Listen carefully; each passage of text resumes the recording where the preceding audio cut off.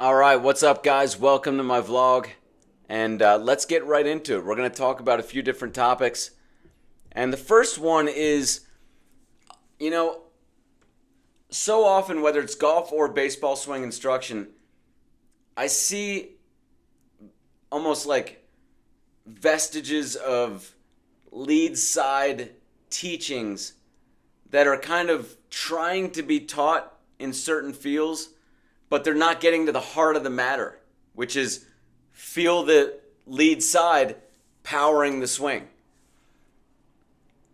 I've said this before, you guys know, you guys have heard me say this. If you're not hitting the mark in terms of mechanics, then you have the possibility of veering off course. In swing mechanics, you have to be 100% on.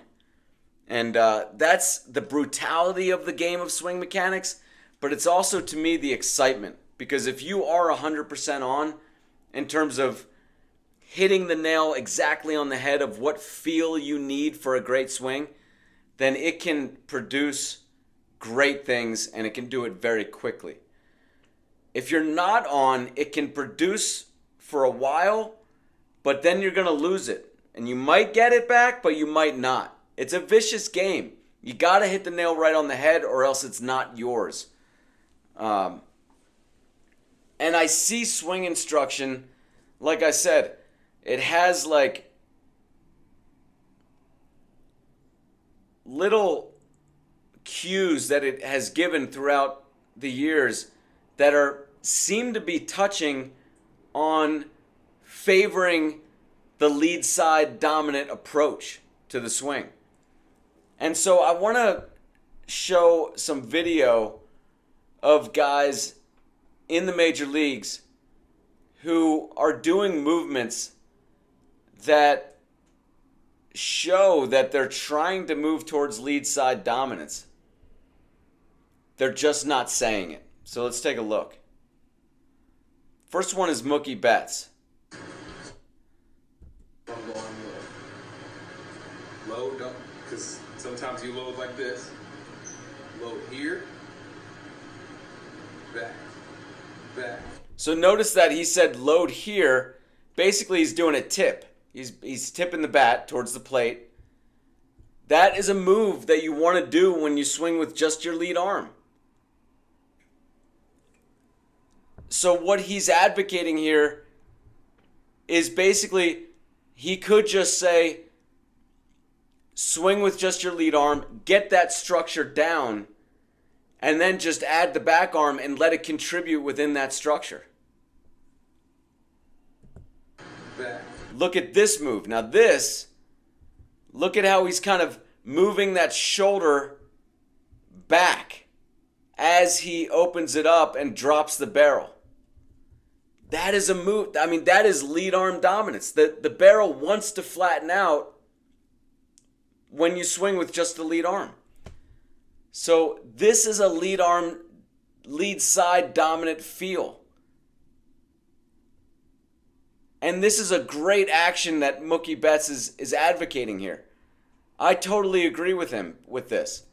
I think this is a great way. And then another thing Mookie Betts does great with the back arm is look how he's letting the wrist release before the forearm rolls over. This is the purpose of the back arm trainer that you can get at theswingmechanic.com.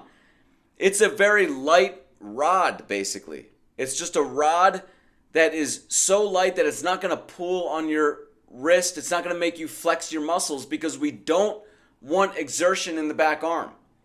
So it allows you to train the movement of the back arm very slowly and do so properly, because if you try to do it with a bat, like Mookie Betts, I don't think he's doing it the right way here in that he's using a bat. A bat barrel is heavy, so he's flexing the forearm muscles just to keep that barrel up. If you have the back arm trainer, it's so light it almost weighs nothing, but it's still a handle that you can hold, and you're just moving through the action with extremely loose muscles in the forearm. But this action, look at this.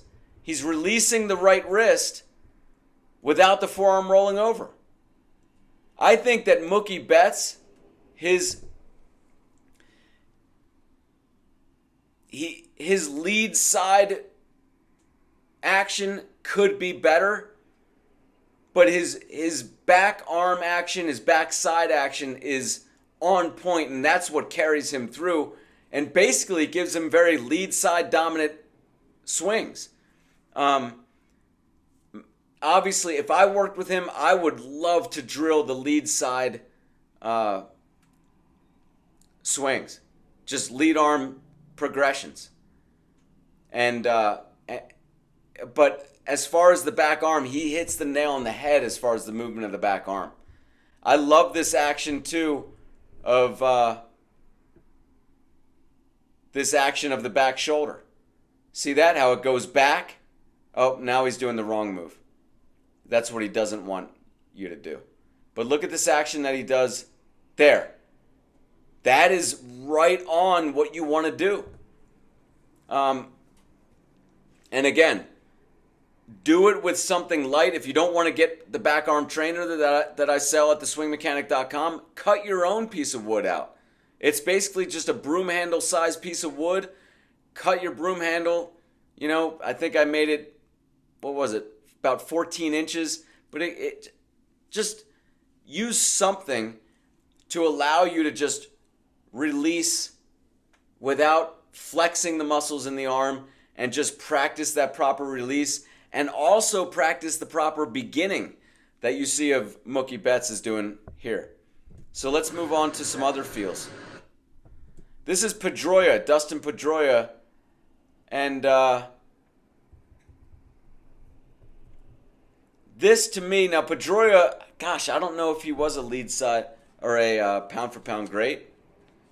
Let's look at his stats though. Played from 2006 to 2019.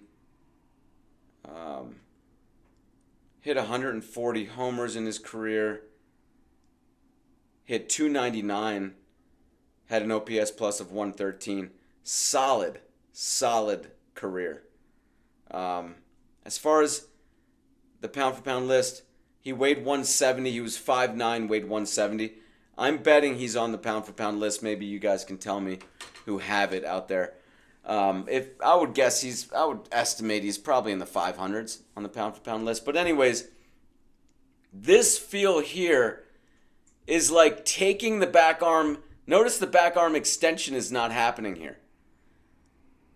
What I don't like about it, what do you guys think I don't like about this?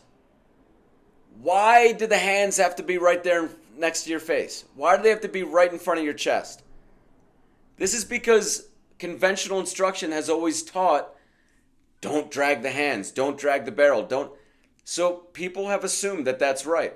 I also think it has to do with the fact that guys who favor average, who have bought into this high average approach, go the other way, throw the hands, high average, high average, high average. It kind of helps, maybe you guys can comment on this. To me, it kind of helps to be able to see your hands out of the corner of your eye.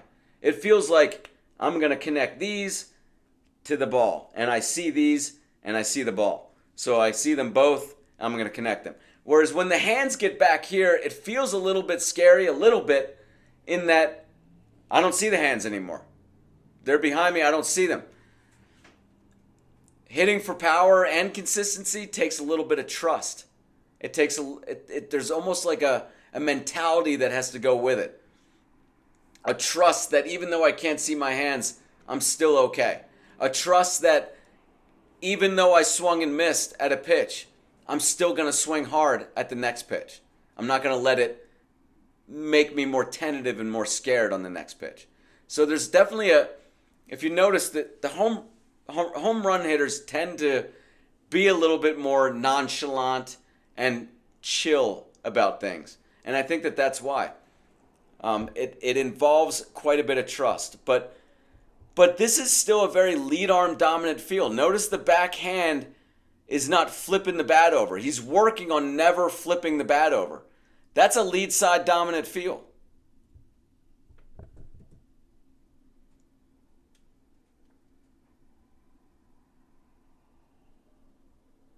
And then you have Josh Donaldson.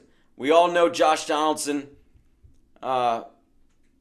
advocated for that barrel dropping before a lot of people in the major leagues were advocating for it. Still probably like 7 years after I wrote my book, Positional Hitting, advocating for that dropping of the barrel and instructing that movement in Ben Zobrist's swing.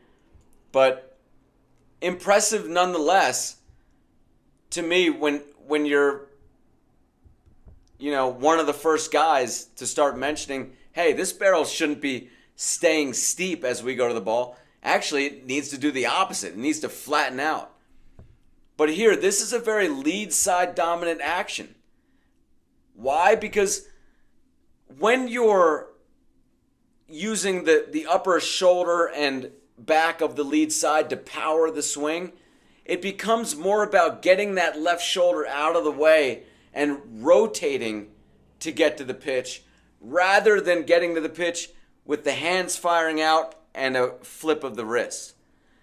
And so you can see he's rotating the shoulders and kind of chilling out the hands. But again, what I'd like to see is I'd like to see him go ahead and get that front humerus compression.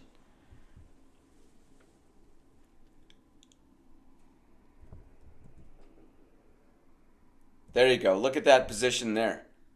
Very open. The left shoulder was completely turned around. That's a lead side dominant action. Let's take a look at a few Griffey swings that I've seen recently. This is an interesting swing I posted on Instagram because it's so smooth but slow. I mean, he actually just drops the barrel on it. He's a little bit out in front and essentially stops his rotation and swings so slow, but yet still hits the ball out. And it makes me want to bring up the point that if you're lead side dominant, you can swing easy and hit the ball so far. And we all have guys in our league or on our team who just seem to swing easy, but yet the ball flies so far. And the reason why is because they're leaning hard towards lead side dominance. And you have, if you guys read my book, Swing Like Griffey, which you can get at theswingmechanic.com, you know that there are systems working for you in a great swing that give you effortless power. You get basically more free speed and free mass behind the hit without having to actually move faster or without having to actually gain so much weight. You're getting more of that just by having a better swing. Look at how slow this swing is. This is in regular motion.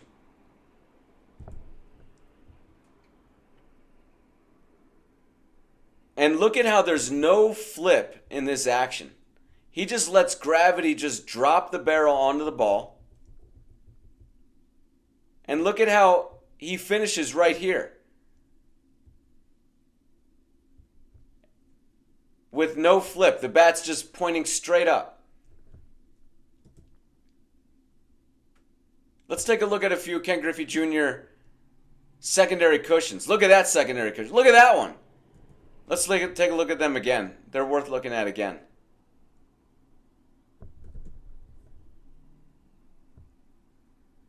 There you go, guys. Most of you guys don't have that in your arsenal. That simple delay of your rotation that we saw from Ken Griffey right there. That is so important.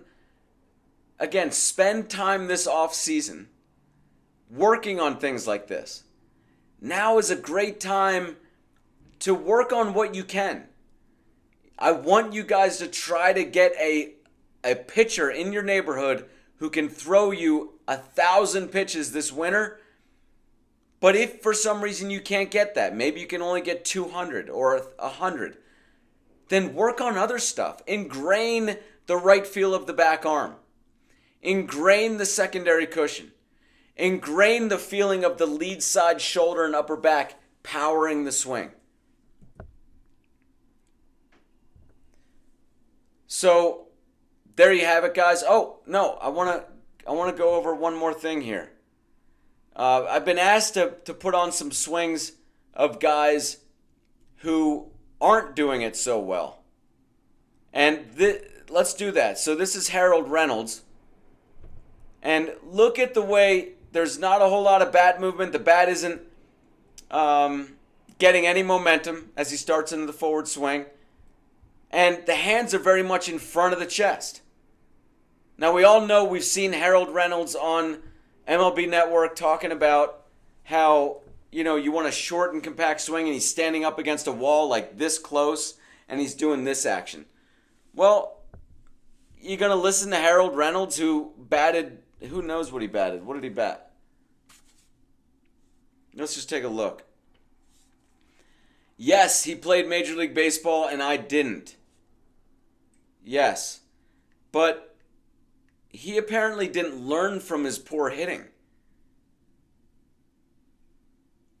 He never improved his poor hitting. He hit 21 homers throughout his career in 4,782 at-bats. And there was never a point where he said, you know what, I did it wrong in my career, and this is what I learned, and this has made me a better hitter. I'm playing in a men's league now and hitting the ball way better. Never has been that moment, right? And this is his action. I mean, let's just, batting average, he hit 258. The guy was his OPS plus was 83. He was a well below average hitter. This is not a good action. He's throwing the hands at the ball.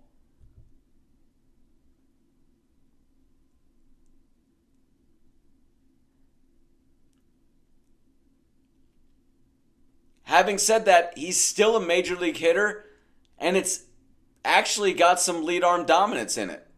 And I do believe he threw with his right hand, of course, right? Because he was an infielder. Okay, he batted both hands. So he batted righty too. So this is his better side, I would bet, because he's lead arm dominant from that side. And it's not too bad.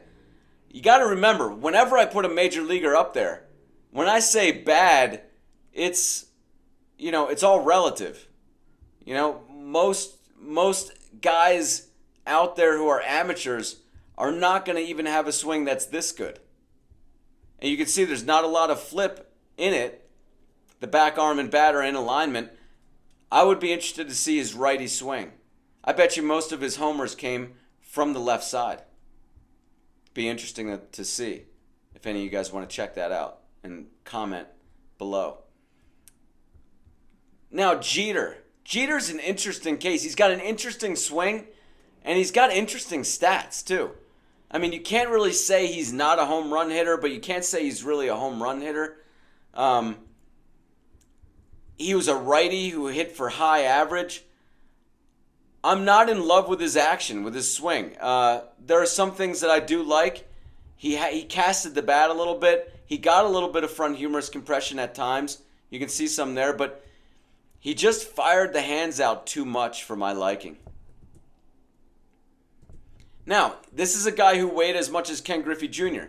Ken Griffey Jr. hit 56 homers twice in a row. Jeter hit, I think he averaged something like 15 homers a year or something like that. So, I mean, I would like to see more homers from a guy who weighs 200 pounds or so. But here you can see the hands just firing out. And, but not a lot of flip. Look at that. Back arm and bat in alignment for a long time. Here's the main difference. When you look at a Griffey swing, what's going on? Yes, he's getting the hands more behind him here. He's getting more front humerus compression. But what's really key is, this is beautiful positioning here. But then he doesn't screw it up by halting his body rotation and throwing the hands out, which, that would be like a Matt Olson does that. But just getting this down, like if you just had this position like Olson does and then threw the hands more, you still have a great swing. But Griffey nails us a 10 on his swing by continuing to rotate his body into contact. And you notice now he's here at contact. If you think of most guys, there'd be space between their front arm and their body. Their right shoulder wouldn't be as rotated around. Of course, we have to slow the rotation in order to deliver the barrel. Of course that happens, but that happens quite naturally. And most people do that way too much. And they slow the body rotation and push the hands out, specifically pushing with the back arm. And that's really the bane of swing mechanics.